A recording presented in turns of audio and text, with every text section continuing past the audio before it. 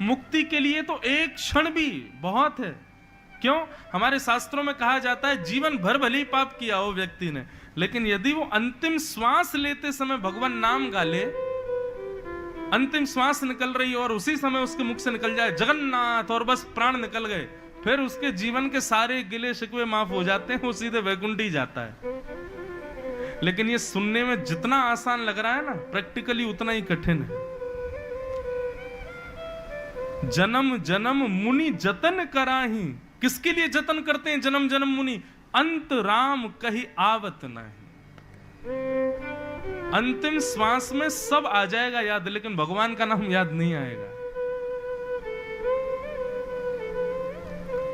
एक सेठ जी के प्राण निकल रहे थे, उनके 3 बेटे थे। अच्छा, प्राण जब सहज प्राण निकलते हैं ना, अपनी आयु पूर्ण करके जब व्यक्ति प्राण त्यागता है 80-90 के बाद, तो क्या होता है?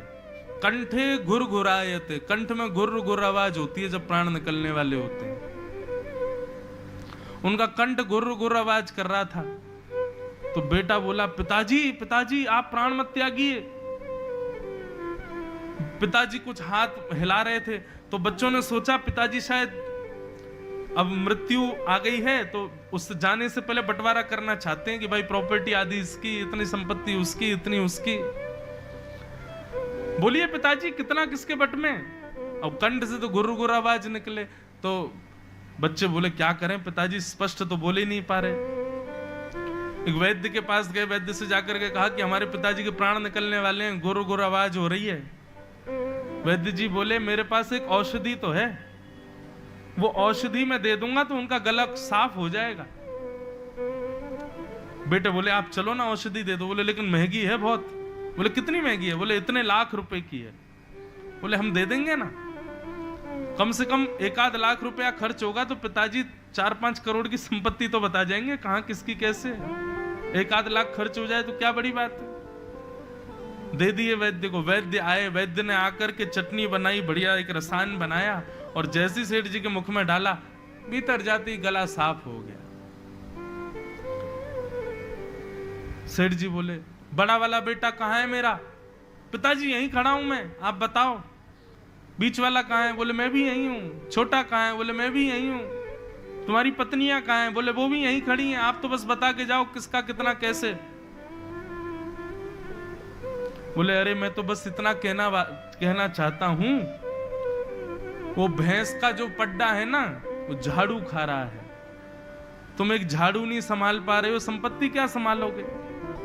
और झाड़ू पड्डा झाड़ू पड्डा झाड़ू पड्डा बोलते बोलते प्राण निकल गए।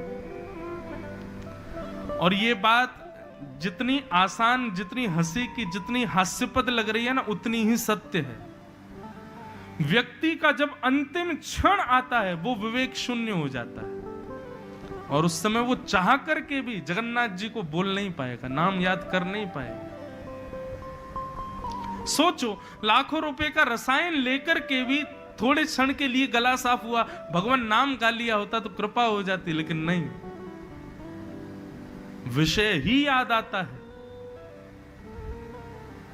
बंधुओं, जब तक हम जीवित रहते हैं ना, तो विषय के अलावा जगन्नाथ जी की भी स्मृति होती है हमको। आप लोगों को बहुत इजी लगता है, संसार के लोगों को बहुत इजी लगता है, ठीक है हम क्लब जाते हैं, हम गलत काम करते हैं, हम ये करते हैं, हम वो करते हैं, हम उल्टे सीधे वस्तु खाते हैं, किसी के साथ छल करते हैं, कपट करते हैं, लेकिन हम जगन्नाथ जी को याद भी करते हैं, हम बीच बीच में भक्ति भी करते हैं। परंतु जब अंतिम क्षण आएगा ना, तो जितने विषय भोगे हैं वही याद आएंगे, जगन्नाथ जी याद नहीं आएंगे। ये अंतिम समय की ये नीति है, ये रीति है।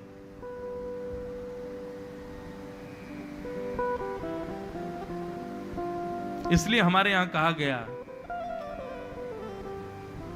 काम करते चलो, नाम रटते चलो, हर समय कृष्ण का ध्यान धरते चलो, मुरली वाले को मन से रिझाते चलो, कृष्ण गोविंद गोपाल गाते चलो। हर क्षण याद करो श्याम सुंदर को, हर क्षण उनकी स्मृति बनी रहे हमारे दिमाग में। चलते फिरते उठते बैठते खाते पीते हर समय ठाकुर जी को याद करो। हम नहीं कहते घर परिवार छोड़ो, भाई छोड़ना नहीं है, हम खुद घर परिवार वाले, पर हर स्थिति में भगवत स्मरण रखो, जगन्नाथ जी को याद रखो, उनकी स्मृति रखो अपने चित्त में बस। उसका प्रभाव क्या होगा? जीवन भर जो ठाकुर जी को याद रखता है ना, तो अंतिम समय में तो बहुत कठिन है कि भगवान की याद आ जाए, पर जीवन भर जिसने जगन्नाथ जी को याद किया हो, ऐसा व्यक्ति जब अपने प्राण त्यागता है तो जगन्नाथ जी उसको याद कर लेते हैं, जगन्नाथ जी की स्मृति में वो आ जाता है। और सोचो, जगन्नाथ जी जिसको याद कर लें, हम जगन्नाथ जी को याद करते हैं, जगन्नाथ जी हमको याद कर लें। हम प्रधानमंत्री से मिलने जा रहे हैं और एक बात है, प्रधानमंत्री हमसे मिलने आ रहा है, दोनों में कितनी बड़ी अंतर है। जगन्नाथ जी की स्मृति में हमारा नाम आ जाए, हम उनकी स्मृति में पहुंच जाएं, उसी के लिए तो भक्ति है। लाखों लोग जाते हैं लेकिन जगन्नाथ जी साल्वेक को याद करते हैं। हजारों लोग श्रीनाथ जी का दर्शन करते हैं लेकिन श्रीनाथ जी सूरदास, कुंभनदास, कृष्णदास इनको याद करते हैं। द्वारिका में लाखों लोगों की भीड़ जाती है पर द्वारिकाधीश के चित्त में तो मीराबाई विराज रही है। हमारे चित्त में भगवान बैठे। भक्ति केवल यहीं तक सीमित नहीं, अपनी भक्ति से आप ठाकुर जी के चित्त में बैठो, ठाकुर जी के चित्त में हम विराज जाएं।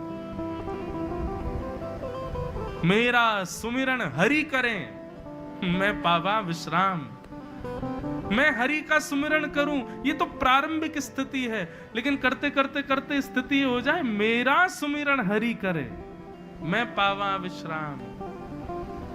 और वो कब संभव है? जब जीवन पर्यंत और खास करके बाल्यावस्था से भगवत स्मृति की हो,